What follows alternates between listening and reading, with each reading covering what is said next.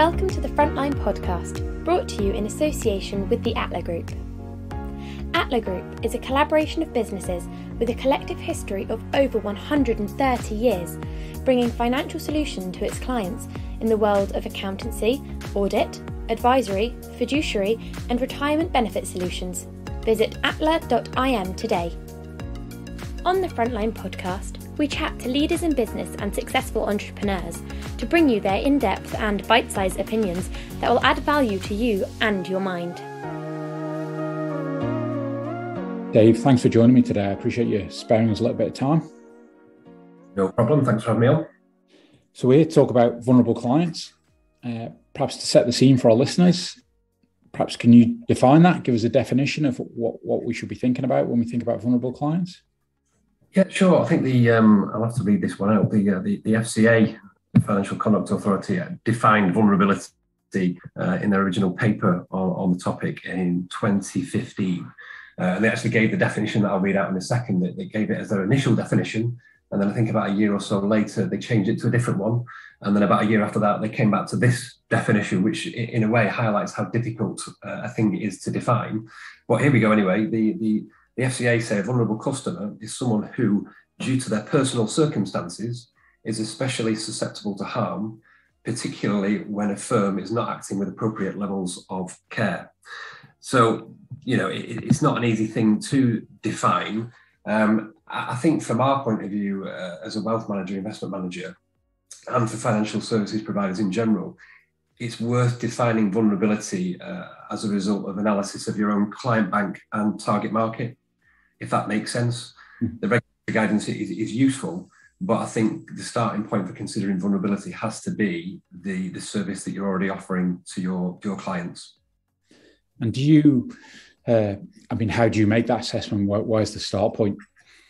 Yeah. Well, it's basically interaction. You've got to get staff to a point where they're comfortable interpreting vulnerability, recognizing clients that are in difficult circumstances might need a bit more support. From that, we have, as most providers now will on the financial services side, a vulnerable client register. So when we identify a client as vulnerable, or whether one of our introducers lets us know, then we can start to ask ourselves and the client whether there's anything else we can do differently to support them. We can't support them always in the circumstances that are driving the vulnerability, but perhaps we can just make ourselves a little bit more easy to deal with.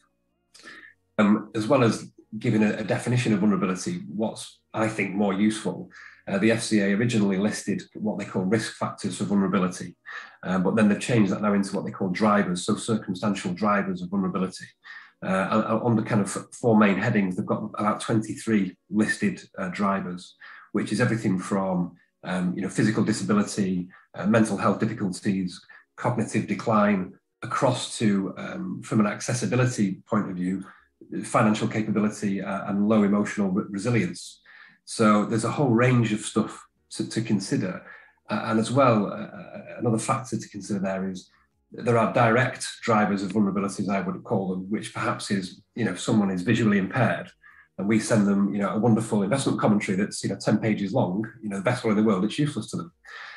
If that client rings us and tells us about their visual impairment, then we can offer them an alternative solution, be it large print, format, braille, etc.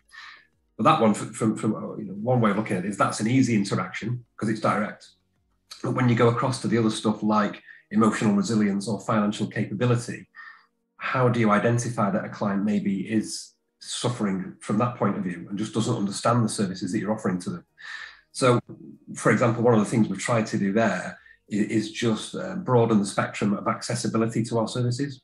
So yes, on one hand, we do have wonderful investment commentaries that are very detailed because you'd expect an asset manager to have a good handle on events all across the globe that are driving portfolio returns. On the other hand, some clients just don't find it easy to read and don't understand some of the jargon in it. So we started to build down into more simpler content, client-facing content, and even short animations that just do things, that cover topics such as what is risk, what is diversification, etc., and what are the benefits of working with a financial advisor, just so some people feel more encouraged to engage with us. Yeah, no, it makes sense. That makes sense. So you touched in there, I suppose, a couple of times around staff and staff understanding and trying to identify those areas. How do you, as in a financial services ourselves. How do you go about building those blocks, I guess, to train and educate internally? Yeah. Again, we're looking at guidance was very strong on this kind of stuff.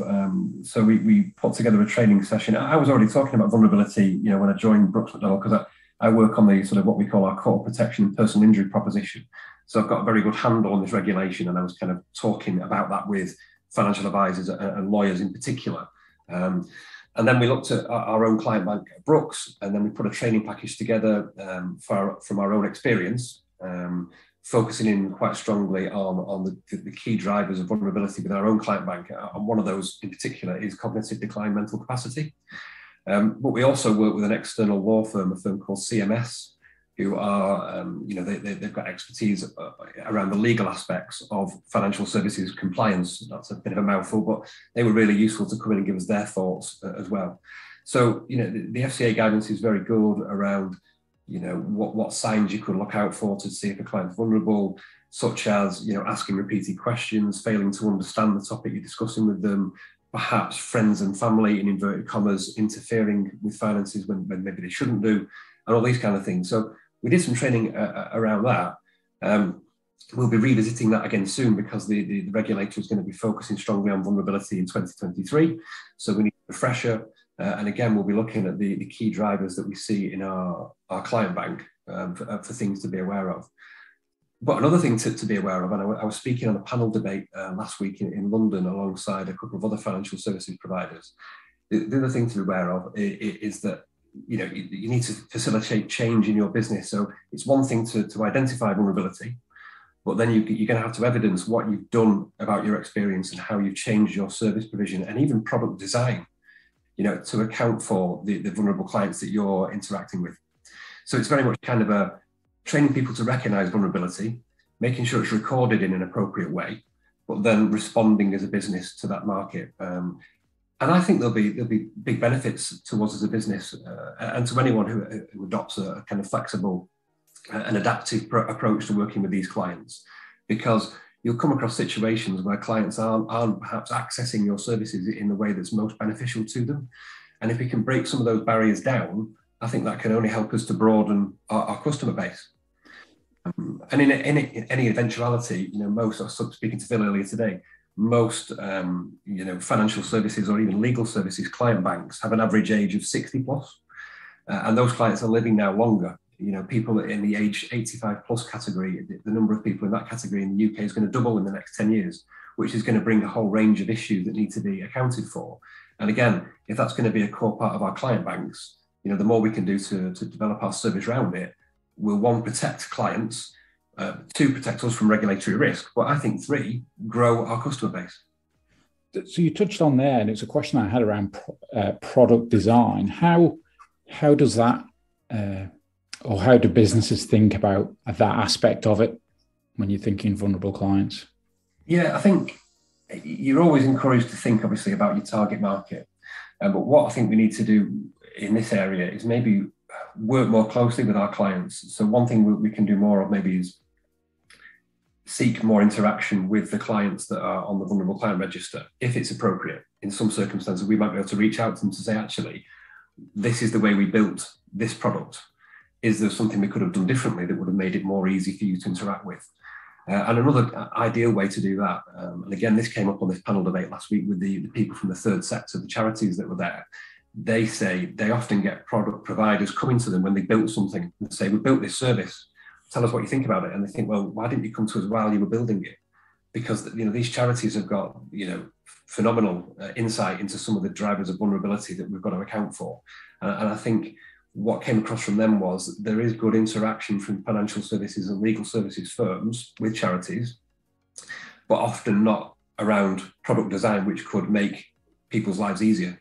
A lot of it's about basically, in some circumstances, it's just about having the charity badge aligned to your firm and maybe doing some fundraising for them, which, don't get me wrong, that's great. It's all bringing money to the charities. But are we actually collaborating enough to really make a difference to people's lives? And the answer is probably no. Yeah. Okay. So touched on there. Obviously, the part of this process is it's important for clients to think about the vulnerability aspects. I guess there's a regulatory need more and more now to do that. And you touched on briefly there, like I suppose a business sense to do it as well. That's obviously something that is important as a kind of part of that process. Yeah, no, absolutely. I think something the FCA want businesses to adopt a culture that accounts for these clients. Effectively in financial services, we're all well aware of regulations around know your client, around suitability, and making sure that knowledge is kept perfectly up to date to make sure that recommendations are fully suitable. And I see the vulnerability thing as almost an extension of that. It's just like looking at yourself and think, can I do a bit more for that client? Can I understand that client a little bit better? And some people often talk about this stigma around vulnerability. This comes up again and again. And people say, how do I raise vulnerability with my clients without upsetting them, basically? But I think that comes down to an educational piece that if you're a provider with a strong culture of looking after your clients, you're going to want to raise vulnerability with them, any interaction, but even when they're quite young, perhaps, and nowhere near a difficult situation, you want to talk about vulnerability and how you could help them when times might change. And as you know, in financial services, advisors are acutely aware of some of the risks that people face in their lives. We're helping people to plan, hopefully, for brighter futures. We're investing money for people's futures. But at the same time, we're all aware that, living a longer life doesn't always come as comfortably as it might. And preparing people and discussing with them the difficult times just makes them more aware that, of what you can do as a service provider to assist them. We did a report some time ago, touching on the theme of intergenerational wealth transfer now, if you just stick with me. Did a report a while ago to ask potential beneficiaries of estates what was most important to them from their wealth manager or financial advisor that would make them retain their services after mum and dad had passed on. And the two things that came up were ethical investment, unsurprisingly, because there's a whole wave behind that, and especially, or more so rather, with younger generations. The other one was technology, so they want access to services, they want to see valuations online, be able to access financial advisors remotely. What they didn't put down, what didn't come up, which surprised me, was that they want their financial advisor to have educated them about mum and dad's later years. So things such as being prepared for cognitive decline, being aware of the cost of care, because our experience and the experience of the financial advisor I deal with and the lawyers is that quite often families aren't prepared. And it's during very difficult circumstances, such as when mum or dad is losing capacity in old age and needing to go into care, that if you're not prepared and you've not got the legal backdrop of power of attorney, etc., you can't access funds to pay for those things. And what happens is an already difficult situation is made worse. So I think there's an opportunity for businesses to engage clients that they're dealing with now, but also engage across the generation and bring in younger members of their families. Yeah, absolutely. A lot of food for thought there. I appreciate your time and educating us a little bit more on vulnerable clients. Thanks for joining us today. No problem. Delighted to spend some time with you. Great. Thanks for listening, everyone.